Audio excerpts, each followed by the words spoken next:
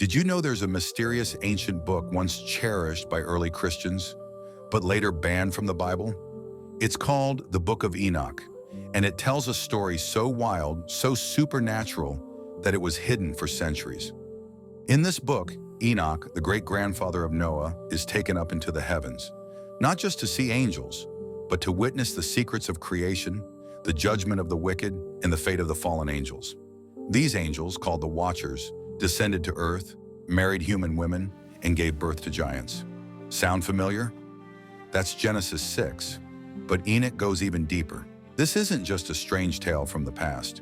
The Book of Enoch offers a cosmic view of good versus evil, heaven and earth, divine justice and corruption.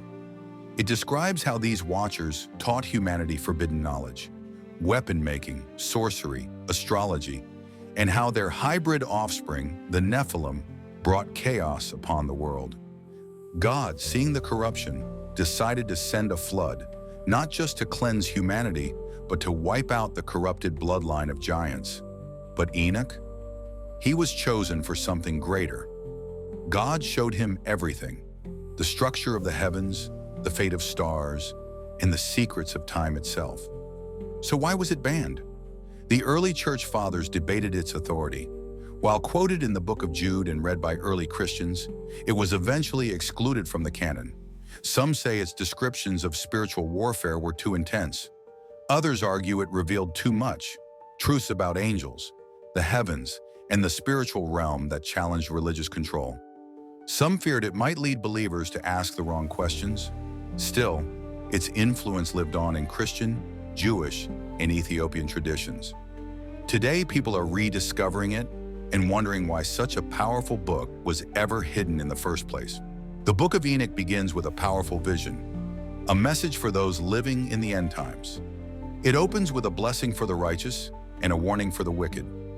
Enoch, already described as one who walked with God, is chosen to be a messenger, not just to his generation, but for the future.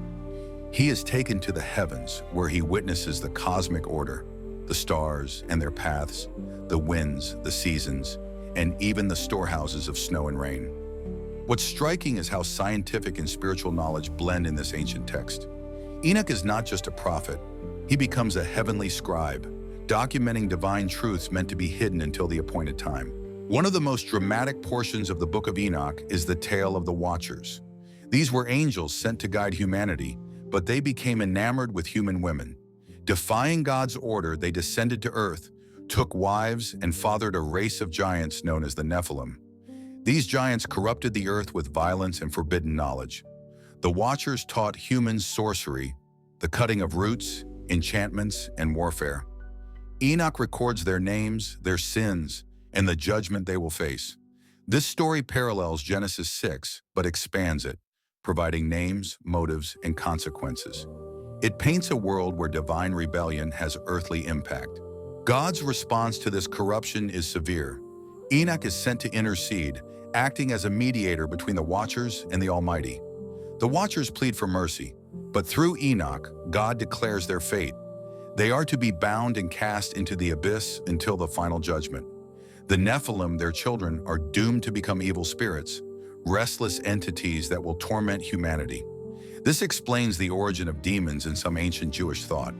The flood, which Noah would later survive, becomes not just a punishment for human sin, but a divine cleansing of the hybrid bloodline. Enoch's role as messenger becomes central to this cosmic court. Beyond the Watchers, Enoch's journeys take him into the mysteries of creation.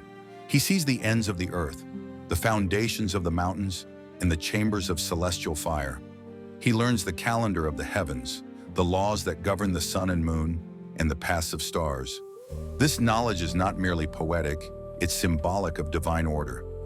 The ancients believed that by understanding the heavens, one could understand God's timing and justice. Enoch's writings on the heavenly luminaries became the basis for later apocalyptic thought, where cosmic signs reveal divine will. The Book of Enoch also presents a detailed view of the afterlife. There are different compartments for souls, a place for the righteous, a place for sinners awaiting judgment, and other regions that reflect one's deeds on earth.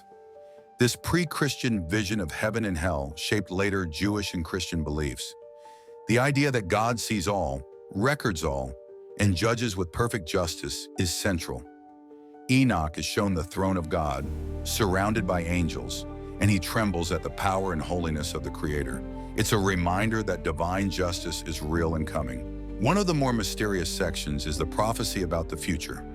Enoch is shown generations to come, the rise and fall of kingdoms, the coming of a great flood, and the arrival of a messianic figure. These visions align with both Jewish expectations and Christian interpretations of Jesus. In this light, Enoch becomes more than a historical prophet. He becomes a bridge between Old Testament prophecy and New Testament fulfillment. His visions reveal a cosmic war, the rise of evil, and the ultimate triumph of righteousness. So why was this book banned? One reason is its bold supernatural worldview.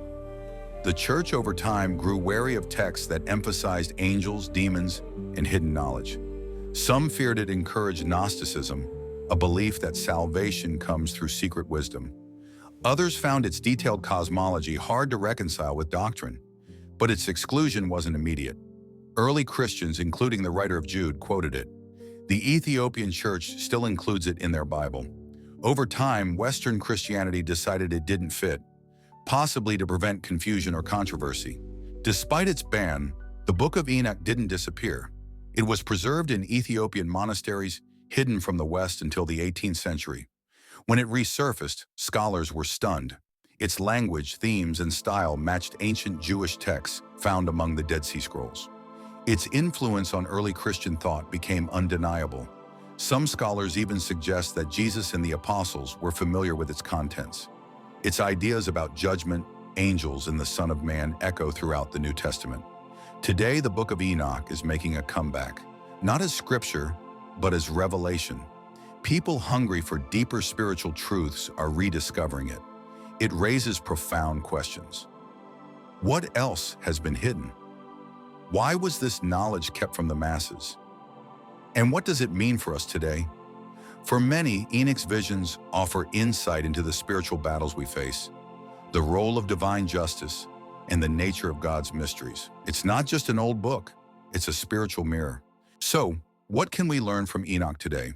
That God's plans are vast and detailed, that justice may be delayed, but it is never denied, that the spiritual world is real, active, and deeply connected to our lives. The Book of Enoch reminds us that history is not random, it's guided, that even in chaos there is a pattern, and that sometimes the books that were lost might carry the truths we need most. So as you explore Enoch's words, ask yourself, what might God be trying to show us now through the lens of a prophet taken into heaven?